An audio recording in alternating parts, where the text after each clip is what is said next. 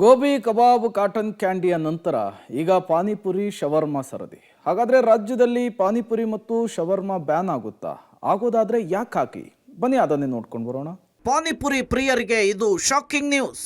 ಗೋಬಿ ಕಬಾಬ್ cotton candy ಆಯ್ತು, ಇದೀಗ ಪಾನಿಪುರಿಗೂ ಬಂತು ಬ್ಯಾನ್ ಕುತ್ತು. ಪಾನಿಪುರಿ ಅಂದ್ರೆ ಸಾಕು ವಾಹ್ ಅನ್ನೋರೇ ಜಾಸ್ತಿ. ಅದರಲ್ಲೂ ಎಲ್ಲಾ ವರ್ಗದ ಜನರು, ಎಲ್ಲಾ ವಯೋಮಾನದವರು ಬಾಯಿ ಚಪ್ಪರಿಸ್ಕೊಂಡು ತಿಂತಾರೆ.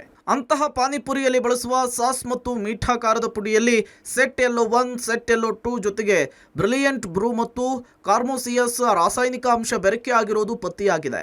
ಈ ಹಾನಿಕಾರಕ ಅಂಶಗಳು ಮನುಷ್ಯನ ದೇಹ ಸೇರಿದ್ರೆ ಆರೋಗ್ಯ ಕ್ಷೀಣಿಸಲಿದೆಯಂತೆ. ಪಾನಿಪುರಿ ಇವತ್ತು ಅದು ನಮ್ಮ ಸಾರ್ವಜನಿಕರ ದೈನಂದಿನ ಜೀವನಕ್ಕೆ ಅದು ಒಂಥರ ಆಹಾರ ಪದ್ಧತಿನೇ ಆಗೋಗಿದೆ. ಸೊ ಈ ಒಂದು ನಿಟ್ಟಿನಲ್ಲಿ ಅಲ್ಲಿ ಕೆಲವು ಸಾಸ್ಗಳು ಮತ್ತು ಖಾರ ಮತ್ತು ಮೀಠಾ ಅಂತ ಮಾಡ್ತಾರೆ. ಸೊ ಅದು ರಾಜ್ಯಾದ್ಯಂತ ಸುಮಾರು 241 ಸ್ಯಾಂಪಲ್ಸ್ ತಗೊಂಡು ನಾವು ಲ್ಯಾಬ್ಗೆ ಕಳಿಸಿದಾಗ ಅದರಲ್ಲಿ ಸುಮಾರು 41 ಸ್ಯಾಂಪಲ್ ಅಲ್ಲಿ ಕೆಲವು ಅಂಶಗಳು ಕಂಡು ಬಂದಿದೆ. ಕೆಮಿಕಲ್ ಬಳಕೆ ಪತ್ತೆ ಬೆನ್ನಲ್ಲೇ ನಿಷೇಧಕ್ಕೆ ಪ್ಲಾನ್. ಸೋಮವಾರವೇ ನಿಷೇಧದ ಬಗ್ಗೆ ಅಧಿಕೃತ ಆದೇಶ. ಪಾನಿಪುರಿಯಲ್ಲಿ ಬಳಸುವ ಕೆಮಿಕಲ್ನಲ್ಲಿ ಕ್ಯಾನ್ಸರ್ ಕಾರಕ ಅಂಶ ಇರುವುದನ್ನು ಆಹಾರ ಸುರಕ್ಷತೆ ಮತ್ತು ಗುಣಮಟ್ಟ ಇಲಾಖೆ ಪತ್ತೆ ಹಚ್ಚಿದೆ. ಅಲ್ಲದೆ ಪಾನಿಪುರಿ ಸ್ಯಾಂಪಲ್ ಟೆಸ್ಟ್ ವರದಿ ಆರೋಗ್ಯ ಇಲಾಖೆಯ ಕೈ ಸೇರಿದ ಬೆನ್ನಲ್ಲೇ ಆರೋಗ್ಯ ಸಚಿವ ದಿನೇಶ್ ಗುಂಡೂರಾವ್ ರಿಯಾಕ್ಟ್ ಮಾಡಿದ್ದು, ಪಾನಿಪುರಿ ತಯಾರಿಕೆಯಲ್ಲಿ ಹಾನಿಕಾರಕ ಅಂಶಗಳು ಮಿಕ್ಸ್ ಆಗ್ತಾ ಇರೋದು ಪತ್ತೆಯಾಗಿದೆ ಅಂತ ಹೇಳಿದ್ದಾರೆ.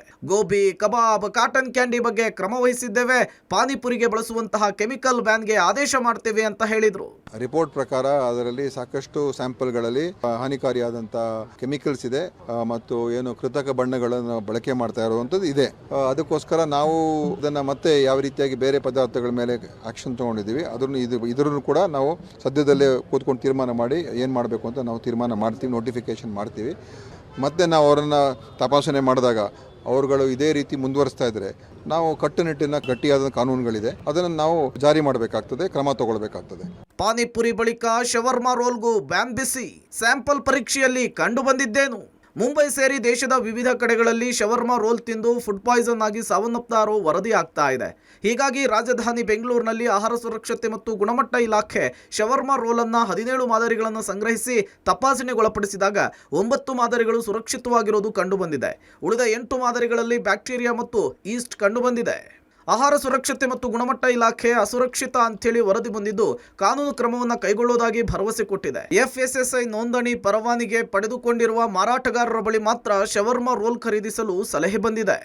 ಪಾನಿಪುರಿಯಲ್ಲಿ ಬಳಸುವ ಕೆಮಿಕಲ್ನಲ್ಲೂ ಕ್ಯಾನ್ಸರ್ ಕಾರಕ ಅಂಶ ಪತ್ತೆಯ ಬೆನ್ನಲ್ಲೇ ಸೋಮವಾರ ಅಧಿಕೃತವಾಗಿ ಬ್ಯಾನ್ ಆಗಲಿದೆ.